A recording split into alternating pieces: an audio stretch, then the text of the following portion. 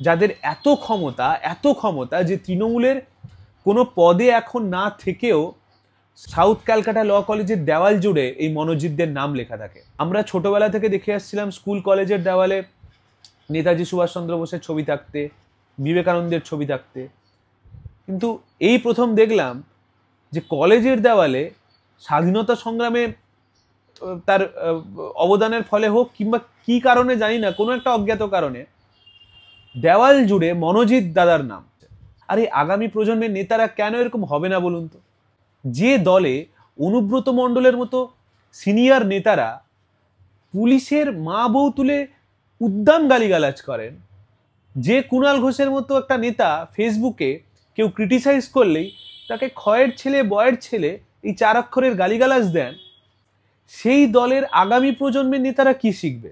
দেখুন, 4 অক্ষরের গালাগাল তো সবাই জানে, চাইলে সবাই বলতেও পারে। এমনকি কুণাল ঘোষেরও নিজেরও একটা ছেলে আছে, কুণাল ঘোষের নিজেরও শুনেছি একটা স্ত্রী আছে। তাহলে রাজনীতির স্ট্যান্ডার্ডটা যদি এরা এই 4 অক্ষরে নামিয়ে নিয়ে আসে, আগামী প্রজন্মের নেতারা রেপিস্ট তৈরি হবে না তো কি একটা সুদীপ্ত গুপ্ত তৈরি হবে? মনোজিতরা বুঝে গেছিল ক্ষমতা আসলে কি।